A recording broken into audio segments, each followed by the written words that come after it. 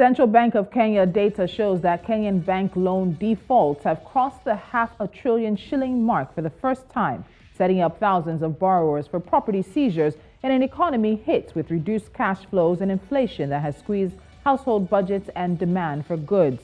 The CBK report indicates that defaulted loans rose by 30.6 billion shillings in June to 514.4 billion, the sharpest monthly increase in recent history. The Central Bank of Egypt says that the non-banking financial sector has been dealing with great pressure recently after multiple increases in interest rates throughout the year, with the CBE raising them by a combined 3% to keep pace with a rise in inflation. The rise in interest rates affected the cost of lending to non-banking financial companies, which have a business model that is largely based on borrowing and then relending. And staying in North Africa, Algeria is planning to invite global bids for one of the largest iron mines in the world as part of a strategy to develop its metal industry for exports and local consumption. Tenders will be issued by the National Steel Corporation in September to tap the Gara Jablikli mine located in western Algeria. And finally, here in West Africa, according to Nigeria's vice president, the country plans to raise an initial $10 billion in finance to implement its strategy and energy transition plan before the COP27 climate meetings later this year. Vice President Yemi Osinbajo stated during a virtual launch of the country's energy transition roadmap that Nigeria needs at least $10 billion and more annually and a total of $410 billion to achieve its net zero targets by 2060. And those are a few headlines we have for you at this time. You're watching Business Edge right here on News Central. Our first conversation, Abacha seems to be the gift that keeps on giving. More loot will be repatriated to Nigeria. The conversation after this.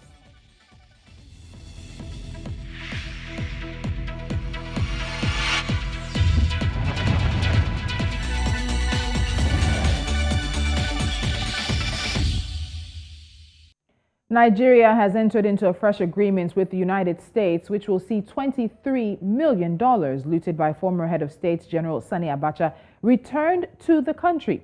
This latest repatriation will see the total sum recovered from Abacha's time in power reach around $3.3 billion. Dr. Soji Akinyele, economist and government relations expert, is with me now to look into this. Dr. Akinyele, welcome again to Business Edge. Thank you for having me. So over the years, we've seen Nigeria receive varying amounts of money that have been recovered from the time associated with General Sani Abacha. So what do we know about where this latest $23 million is coming from, or the process in which it has taken to get it recovered? Well, what we know is, that this came, a collaboration, if you like, between the U.S. government, the U.K. government, and Nigeria. It's been about 7 years coming, 7 years of litigation and negotiation trying to get this money out of UK accounts, but they were frozen by the US, so identified by the US, kept in UK accounts, frozen, and then a lot of, like I said, litigation and negotiations attempting to get these monies, into the Nigerian space, if you like. So, that's what we know, $23 million. As you said, Abacha seems to be that gift, that keeps on giving. Sadly so, yes. In the sense that that's not something we're proud of in terms of how long ago this general ruled and passed on, and the perception or the stain of corruption that has lingered on since that time up till now. Yeah. The good news is that we are recovering, and the numbers out there say about $3.3 billion have been recovered so far. The estimates as to how much he may have looted, or his regime may have looted in that administration, goes to about $4 billion or $5 billion. Okay, and you've just preempted my next question. So just for our audience, let's give you a history of some of the money recovered by the General Sani Abacha, from the General Sani Abacha administration. In 1998, it was $750 million that was recovered. In 2000, it was $64 million. In 2002, $1.2 billion. In 2011, $160 million and $88 million separately. In 2005, $461 million. In 2006, 44 million. In 2014, 227 million. And I could go on to get us to the points where we're reaching around that 3.3 billion. But you said something I wanted to ask you about. You said regime. And I find this quite interesting because that was actually my next question to you. A lot of the times we look at this as the Sani Abacha loot. But for the former head of state himself to have looted that much, you have to just think about the amount of looting that was happening under him, with those tied to his administration and regime also looting. So have we seen serious recovery efforts to take money back from those who were part of the regime and not solely focusing on the money tied to Sani Abacha himself? Well, I'm sure those efforts are out there. As you can imagine, that explains the concept of systemic corruption in the sense that it takes a system to be able to loot, this amount from a government treasury or from government coffers. We're not talking about cash alone. We're talking about assets as well, that are being recovered from all over the world. With the benefit of a lot of the whistleblowing papers out there, Panama Papers and the likes. That has helped to expose a lot of these loots. There are so many, recovery programs that Nigeria is a signatory to, and Nigeria, among with a few other countries, have been prioritized for a lot of these recoveries, largely because of the time when those loots, happened, the magnitude of the loot and the impact on the economy, or the benefit that kind of funds can have on the economy. We're talking about, almost $5 billion here, which can be very useful at this time. Yes, very true. So the timing is another thing. And you've mentioned, of course, the litigation involved in this $23 million that's coming back. But Sani Abacha was head of state from 1993 to 1998, just barely about 5 years. And it's been around 24 years since he was out of office, and since he died, rather, since he was out of office. Why has it taken the country so long to get the money back? You talk about the system of litigation, and oftentimes when you listen to Nigerians feel like the West is holding on to our money for no reason. So there is an explanation to be made in terms of the processing for these monies to return to the country as well. But let's talk about that. Why does it take so long for money that's clearly identified as illicitly or illegally stolen from Nigeria to be returned to Nigeria's coffers? Well, you must appreciate the system of the law, and this is not to speak to any slow pace of it. But when we're talking about international collaborations here. We're talking about three or four or sovereign countries in their own right. You have to prove definitely without reasonable doubt that these are looted funds. You have to agree on the terms through which these funds will be recovered. Remember, most of these funds are in private banks, who also have the right to, to receive deposits. The manner in which these deposits and the nature of the deposits have now been shown to be illicit flows. And then, there's the process of freezing. There's the process of the litigation as to how they should come back to the country, the terms and the conditions under which they should come back. I think this is what has dragged. There is clearly the perception that, of course, the West also may have, slowed pace in terms of getting this back to the country. But I think that really it's more about making sure that there's a thoroughness of the process and ensuring that even when the monies come back into Nigeria, they are not, for want of words, re-looted. So there has to be a framework that allows these monies to come in and then to be used for targeted interventions for the benefit of all Nigerians. All right, so we'll get to the targeted interventions, but let me stick with this. You talked about private financial institutions, third parties being involved, and we see these funds spread out across the world. Banking institutions, financial, from the US to the UK, Switzerland, Cayman Islands, and even other places. But what does this say for you in terms of the complicity of the West as well? While these private institutions have the right to accept funds, there were questions. There were red flags raised almost from the time these monies arrived. Once they left Nigeria to wherever they arrived to, there were red flags. But many of those red flags were pushed aside. So when we look at this, what does it say itself about the West and its complicity in the illegal financial flows we see that have been bedeviling Africa for decades now? I think the way to think about it is to understand, the position or the values of financial, of different financial institutions. Some of these institutions are designed for that kind of, that level of privacy. A number of these countries have, tax havens, where basically funds can be moved into without any questions asked. A lot of that is being challenged, and there have been so many corrections, which explains the exposures that you've seen, for instance, the Panama Papers and things like that.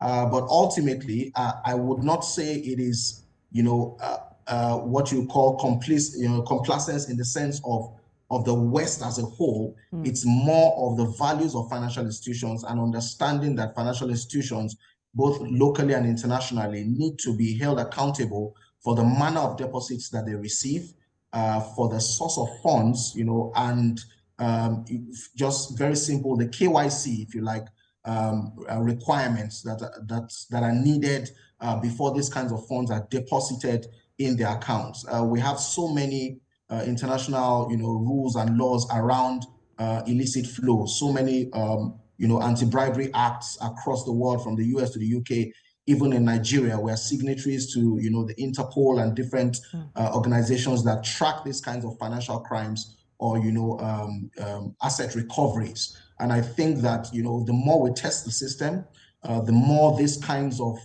flows are recovered, the stronger that system, and basically ensuring that anybody who wants to attempt this kind, of massive, looting, in this modern day, will have a rethink. Okay, so let's come to utilization now. So given the amount of money received, about $3.3 billion so far, leading up to this $23 million that's incoming now, what do you think of the utilization of the money so far? Before we get into what this money is meant to be targeted for, has Nigeria been successful in making sure that this money, one, is not reluted, but also is addressing possibly socioeconomic issues that it normally would not have access to because it's not budgeted or it's not making that money from oil or anywhere else?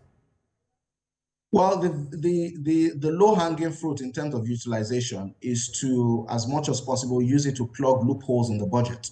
So where you have deficits around, for instance, social programs that the government may have and may not have the required funding to do that, this almost, comes as a windfall and can be useful in plugging those kind of loopholes. So for instance, I think, was it 2 years ago or 3 years ago, there was the $333 million or $311 million recovery being tied to conditional cash transfers, which are basically for the poorest of the poor in the country.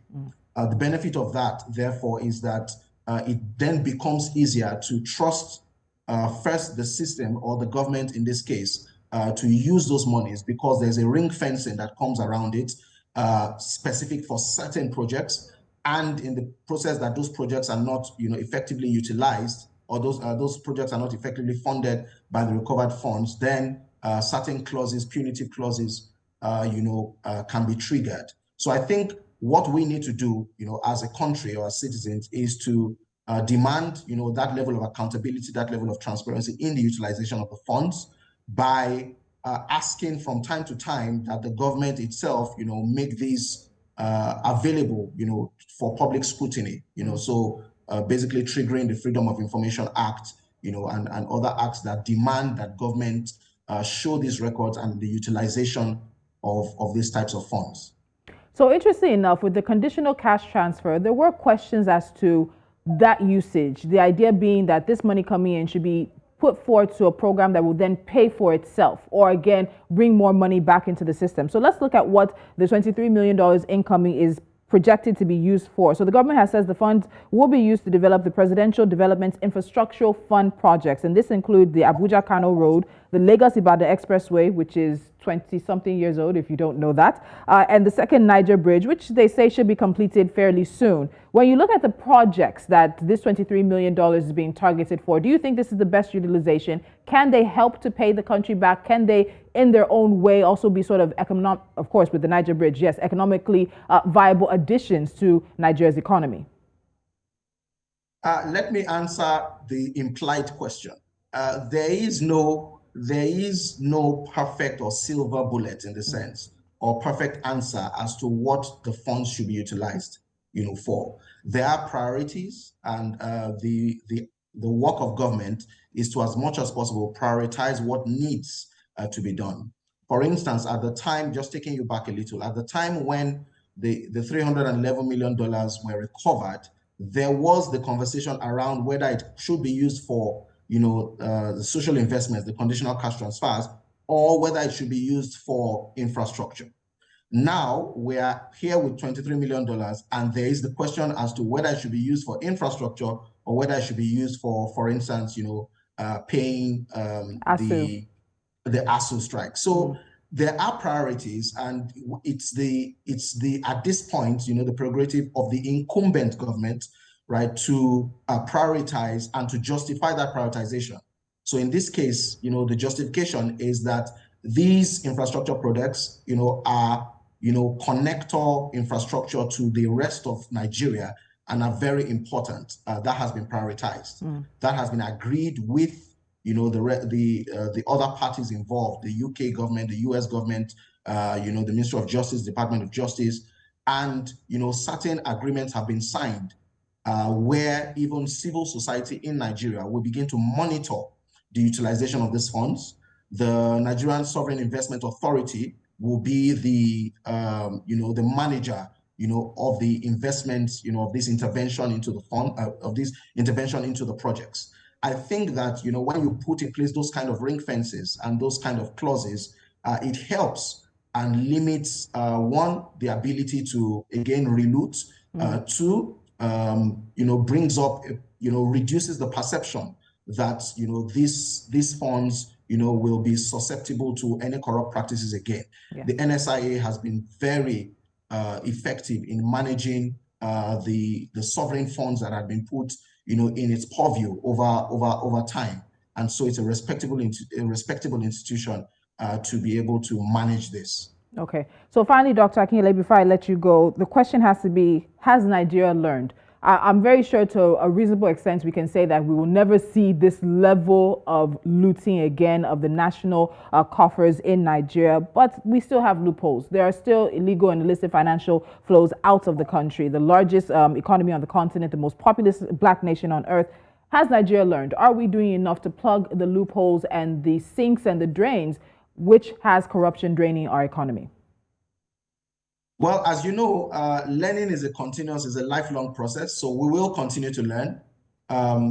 We have learned a lot from, that time till now. Even the negotiations and how the monies are being used clearly shows there's a learning curve.